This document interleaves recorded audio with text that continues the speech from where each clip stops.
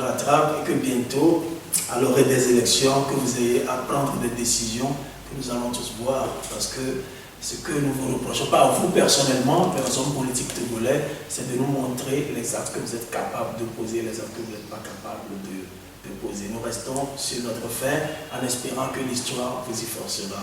Je ne le dis pas méchamment, mais c'est juste un souhait. Ben, écoutez, je crois que vous nous suivez déjà depuis 5 ans à peu près, que le Parti des Togolais sur l'espace public. Eh bien, je pense qu'en 5 ans, vous êtes en mesure de vous faire une opinion sur la position du Parti des Togolais. Et vous pouvez faire exactement le même exercice pour tous les partis politiques.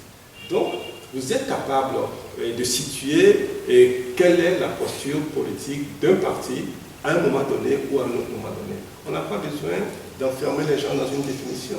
Il n'y a qu'à regarder comment ils se comportent. Leurs décisions, leurs actes, leurs discours, ça permet largement de situer quel est leur bord politique. Merci, Président. Et nous revenons toujours à l'idée de définition, parce que vous n'avez pas peut-être... moi, je n'ai pas dit que je n'aime pas de définition. J'ai dit que les définitions seules ne suffisaient pas. C'est vrai, mais cependant, nous allons vous demander de nous dire ce que vous entendez, vous personnellement, par union de l'opposition, parce que c'est quelque chose dont on parle un peu partout aujourd'hui. Nous avons essayé de faire un exercice intellectuel sur la chose et on s'est rendu compte que quand on dit union de l'opposition, travail d'équipe, être ensemble, que ça pose un certain nombre de problèmes. Vous, personnellement, qu'est-ce que vous entendez par union de l'opposition quand il va s'agir d'élections présidentielles? Pas seulement de l'entente entre ceux qui s'opposent au régime, pas quelque chose de vague, mais dans la situation de candidats pour l'élection présidentielle, pour devenir président, bien pour enlever ce régime et permettre l'alternance. Qu'est-ce que vous entendez par union de l'opposition? Je dirais pour commencer que c'est tout cela qui consacre la singularité de la situation togolaise. Et vous ne poserez jamais ce type de questions dans une démocratie, parce qu'on n'en a pas besoin. Mais si vous posez la question et de cette manière-là, c'est bien parce que chez nous au Togo, il y a un vrai problème de démocratie. Nous ne sommes pas dans une démocratie. Nous ne sommes pas dans une démocratie. Ça, nous le savons. Et je vais juste vous rappeler que dans la CEDEAO, le classement qui est fait dans le niveau de démocratie des pays, le Togo est l'avant-dernier au sein de la CEDEAO. Le seul pays qui est derrière le Togo dans ce classement mondial, c'est la Guinée-Bissau. Et je rappelle que la Guinée-Bissau, c'est un pays qui a été très en turbulence avec l'assassinat du chef de l'État, etc. Donc il n'y a que ce pays-là qui est derrière le Togo en matière de démocratie. Ce n'est pas une référence très glorieuse pour le Togo. Donc nous sommes dans une situation politique extrêmement difficile, une situation de démocratie très difficile. Maintenant, vous dites, c'est quoi l'union de l'opposition? Au sein de l'opposition togolaise, nous avons des gens qui ont une philosophie politique très différente. On a des gens qui se disent de la droite, des gens qui se disent de la gauche, des gens qui se disent même de l'extrême gauche, et on a toutes les palettes. Donc, en principe, ce sont des gens qui politiquement n'étaient pas capables, ne devraient pas être capables de travailler ensemble, parce qu'ils ont des philosophies politiques complètement différentes. Mais comme chez nous, nous ne sommes pas dans un environnement démocratique, et que ce qui nous préoccupe tous d'abord, avant même de pouvoir mettre en œuvre nos politiques de parti, ce qui nous préoccupe, c'est d'assainir l'environnement politique.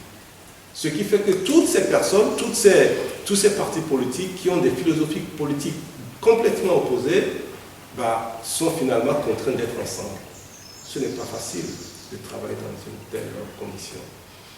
Je pense que l'opposition devrait peut-être tenir compte de cette différence, de ces différentes approches de conception de la lutte.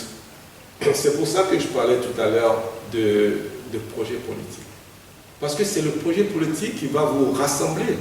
Ce ne sera plus simplement la volonté de changer le système qui vous met ensemble. Non, vous vous mettez d'accord sur la manière de faire évoluer les choses.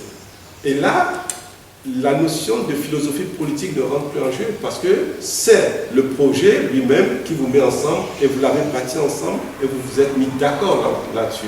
Donc nécessairement, vous allez vous entendre. Mais tant que nous ne ferons pas ce travail intellectuel de bâtir notre vision et notre projet de société, ce sera très difficile de parler d'union d'opposition. Et donc, plus précisément pour moi, les gens devraient pouvoir se regrouper tant qu'ils ont la capacité de conduire un projet ensemble. Il peut y avoir plusieurs projets dans l'espace politique. Il peut y en avoir plusieurs. Donc ça veut dire qu'il faut nécessairement tenir compte de la capacité des gens à s'entendre, à faire les choses de la même manière. Ça a beaucoup manqué dans le passé dans les organisations qui se sont mises en place. Ils devront s'entendre sur quoi précisément, selon vous?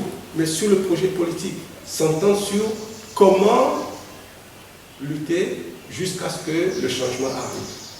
C'est ça ce que j'appelle projet politique. Comment nous allons nous organiser? Quel type de lutte nous allons mener? Et quels sont les facteurs de réussite que nous devons prendre en compte? Comment nous devons travailler avec les différentes forces? Il faut ce projet-là.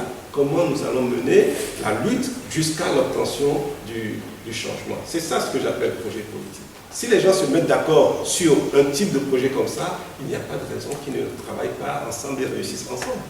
Ça a toujours manqué. En tout cas, de mémoire, je ne me rappelle pas que l'on ait déjà eu l'occasion de bâtir une telle approche. C'est ce qui nous a peut-être manqué le plus fondamentalement et c'est à ça que nous devons remédier les prochaines fois.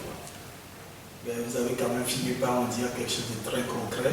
Mais ça, on vous en remercie. Mais c'est exactement ce que je dis depuis le début. Je vais peut-être changer des mots, mais c'est exactement la même idée que j'ai en tête, que je partage à chaque fois que l'occasion se présente. Nous ne pouvons pas faire l'économie d'un projet politique. Nous ne pouvons pas faire l'économie d'une vision, et tout cela sont des conditions sine qua non. Et si on a bien compris, c'est-à-dire que vous devriez vous mettre ensemble pour définir des objectifs et aussi définir le chemin à suivre pour atteindre ces objectifs. C'est aussi simple que ça.